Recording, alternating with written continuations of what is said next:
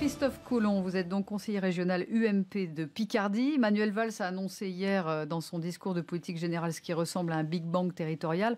On passerait en 2017 de 22 à 11 régions. Comment vous réagissez à cette annonce?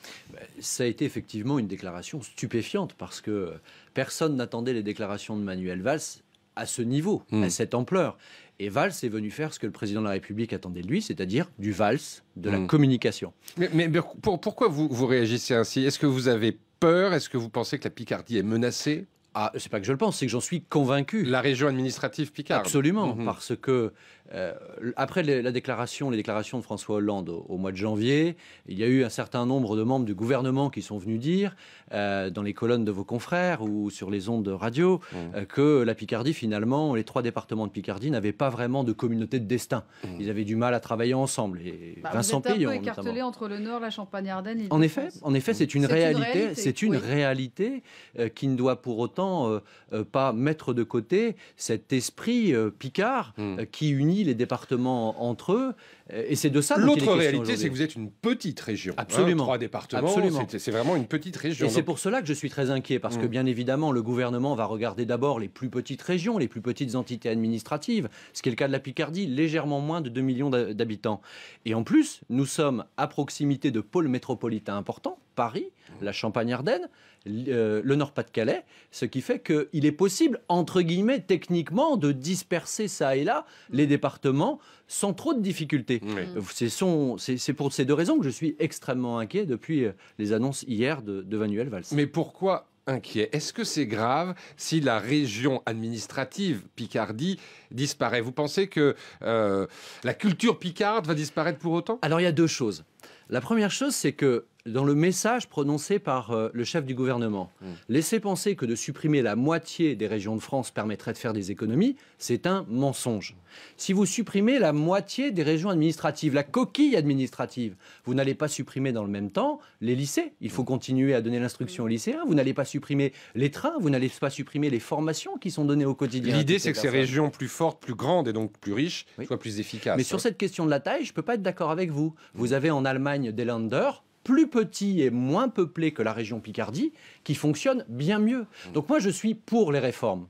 Et on a besoin de réformer ce millefeuille. Mais il ne faut pas prendre le problème simplement par des effets de communication. Un exemple.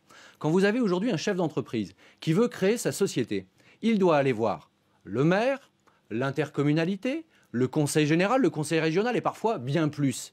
C'est ça aujourd'hui qui représente des doublons, un frein à la croissance. Ça s'appelle, excusez-moi d'être un peu technique, la clause de compétence générale. La loi a donné à toutes les collectivités de France la possibilité de s'occuper de tout et n'importe quoi. C'est ce qu'il veut remettre en cause aussi. Il en a parlé hier, Manuel. Sauf que le Parti socialiste a rétabli cette clause de compétence générale en décembre de l'année dernière, parce que le précédent gouvernement l'avait supprimée. Donc on ne sait pas vraiment quelle est la ligne aujourd'hui.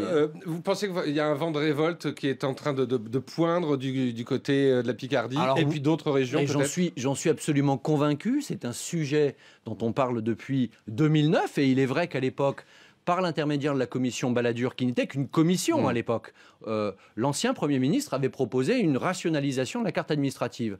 Moi, je n'ai pas changé d'avis. En 2009, le gouvernement était d'une autre couleur. Je n'étais pas favorable à cette réponse. Parce que ce n'est pas un problème de taille, c'est un problème de compétence, de puissance de frappe, de capacité de décision. Il faut qu'on ait mieux de régions et pas moins de régions. Il faut rationaliser la dépense publique.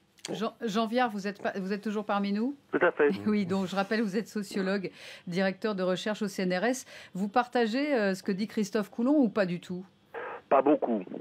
Alors, sur la défense des particularismes culturels, etc., oui, ça c'est un enjeu important, et plus on a de culture, mieux on se porte, et donc ça, je crois qu'il faut y faire très attention. Oui, mais la disparition des régions administratives, c'est la disparition des cultures régionales? Mais vous savez, les régions administratives, elles n'existaient pas depuis la Révolution française jusqu'aux années 70, et les cultures comme la Picardie se sont défendues.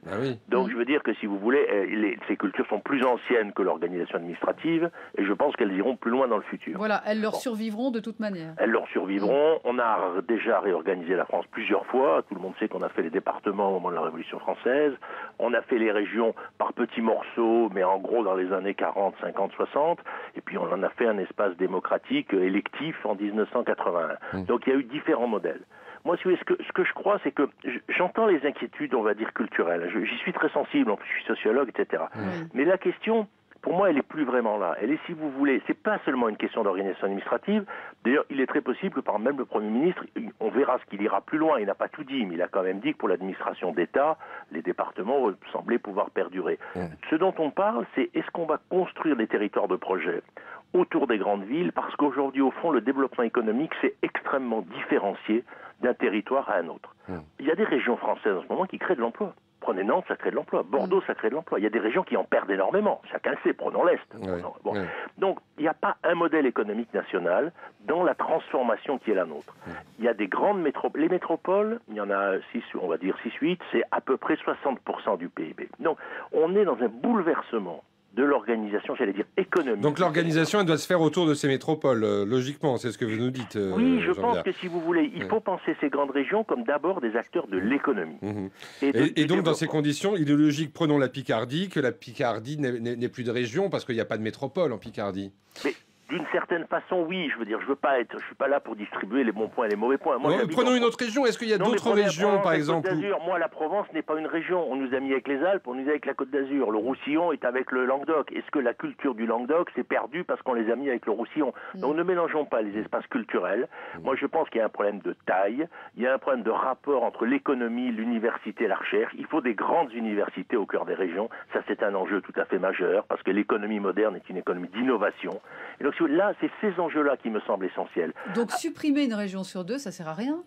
Mais c'est pas quand on dit une sur deux, on sait qu'on va les structurer autour des grandes métropoles. Avec la question qu'il ne faut pas oublier le monde rural. Je rappelle que dans le rapport Balladur, il était question de protéger les départements ruraux. Ça se retrouve chez un certain nombre de réflexions.